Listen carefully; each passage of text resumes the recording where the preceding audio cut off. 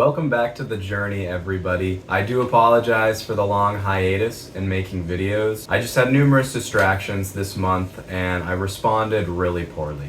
So that's on me. But we're jumping back in, revitalized, and we're ready to get started with today. Today, we're gonna talk about my daily routine so you can see how each day I try to do my best with the energy that I have. So without further ado, let's jump in. My daily routine is like a set of goals. Now, I don't always hit the mark with what I set out to do. So we'll be kind of doing this like a goal versus what reality is, what I typically have happen. And I'll tell you, when I do hit my marks, when I hit my goals right on, I feel the best. So they're kind of stretch goals, if you will. Some things that you strive for that are hard to do. That's what a stretch goal. So we're gonna start with sleep. My bedtime is, I wanna be in my room at 8 p.m. So that means I brush my teeth, wind down, meditate, all of these things within 30 minutes would be ideal. So in bed, going to sleep, noise machine on at 8:30. And some of you are going, wow, that's really early. And yeah, it is. I like 9 hours of sleep. I am someone who needs a little bit more time in bed because sleep has always been hard for me. So I need a little bit extra time to feel really recharged, and so that 9 hours really helps me out. Now this month especially, I have been going to bed at 9, 10, maybe even 11, past 11.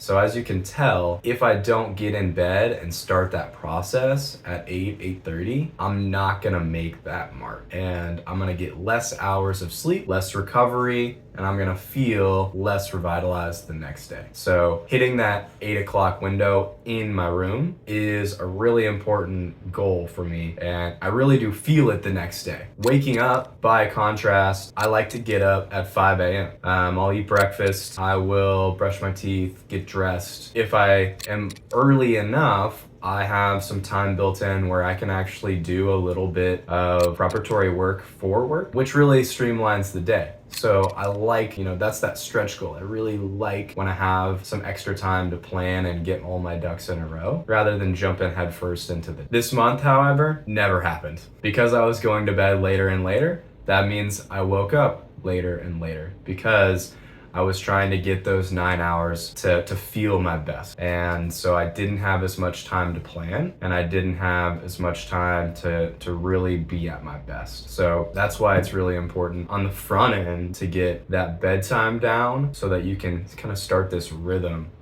of sleeping and getting up and feeling really good. After that, it's time for the grind, right? We're trying to get to work, get dressed, eat breakfast, and just set up for patient care, right? So all of that is pretty self-explanatory. I don't do a whole lot of fancy stuff in the morning. Just get up, get ready, get out the door. Now, I am a doctor of physical therapy and I work at an outpatient orthopedic clinic. I see patients. When it hits 7 o'clock, I need to be ready to help somebody with their problems, whether they're hurting, whether they're trying to optimize their lifestyle, they're trying to optimize their sport performance. I need to be ready for whatever the day's gonna throw at me. So that's why the sleep is so important, so I can be the best for my people that need me. And you can kind of tell when you're hit from a lot of different angles and you need a lot of different skills to combat those, how draining that can be. In fact, we use all of our body, mind, and soul in our jobs, and we feel really drained after the fact. We're doing, emotionally being empathetic to folks who are in pain. We have to validate that, look, I'm sorry that you feel this way. This really sucks.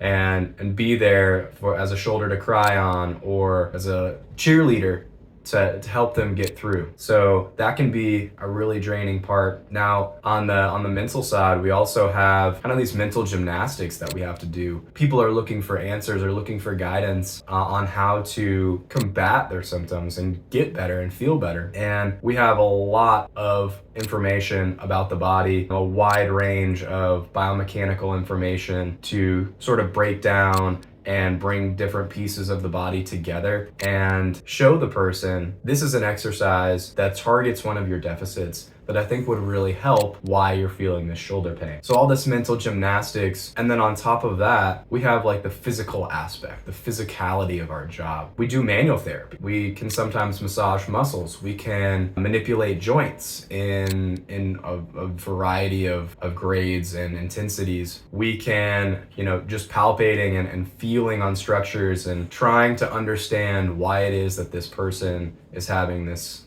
symptom. Not to mention, we're moving around, we're standing, and just that giving of energy, giving of manual tactile touch can be physically draining as well. And we have long work days. So you can see as a doctor of physical therapy, we're going to be a little wrung out at the end of the day. So going back to how important it is for me to rest and revitalize at the end. On top of the manual aspect, everybody's tired probably at the end of the workday, and they can push through. You'll have your general fatigue. I'm not going to say that my job is harder than someone else's job, but we just have lots of facets that sort of drain us, and over time that can build up in our bodies, and we can feel that manifest as hurt and discomfort. And I actually do have some lumbar spine and thoracic spine discomfort. And it's a bit frustrating as a person who deals with this stuff day in, day out, and I've mentioned this before on the channel, that I can't necessarily fix it. I can't necessarily get to the bottom of it. And I think for me, the answer lies a little bit in what we just discussed. Like, there's not enough space in the run of my day to really let my body recover. Because I give so much of myself to folks, I don't have enough left to recover fully. Not to say that I don't feel better once I get up, but I know when I stand and when I do a lot of manual, my symptoms tend to be worse. If I have a really stressful day, multiple people are flared up, and you have to give them more manual, give them more empathy, give them more mental capacity to try and figure out their problems with them. I do tend to feel worse. And that's just kind of the nature of this gig. Right now, one of my colleagues is actually dealing with this pretty severely, and giving extra to her is, it's part of the job. Like, we're a team, we're a family, and I want her to feel better, because when she feels better, the energy in the clinic is better. And so we just give and give and give, and a lot of times that manifests in us. So wrapping up the workday, we have 2 different day off times. Sometimes we're done at 2, sometimes we're done closer to 5 or 6. And the general wrap up, right? We want to finish the notes, get the patients out the door, lock up, all of that. But a lot of times by the end of the day, especially on our longer days, our 11 hours, I'm just ready for, a bit of a brain break. And sometimes I'll josh around with some of my coworkers for 30 minutes before jumping back into notes and getting those done for the day. It can be anywhere between an hour, maybe 2 hours after my off time before I do get in the car and head back home. So you can see how these days are really long. I'm done at 5. I got up at 5, and I'm not getting home till 6 or 7, maybe 8, 9. So that's where this challenge of being efficient and getting the notes done, and then not to mention that I want to work out after work. I go to work basically at a gym, and I know my body needs rehab to get better. So I'm not loading my body with weights or intense cardio every day, because I just won't be able to recover from that. I know I can do about 2 days of lifting, and I'd like to do that on my shorter days, so I do have a little bit of time more to rest and recover. So you can see how all of that time kind of builds up, and it's very difficult to kind of rest and recoup from the day. But that's about it. After that, I'm eating, I'm winding down, meditating, and getting ready for bed. So that's kind of my morning routine. Now, if you have any questions about some of the specifics that I do, please shoot me an email, put a comment down below. Thank you for spending some time with me today, and we'll see you all in the next video.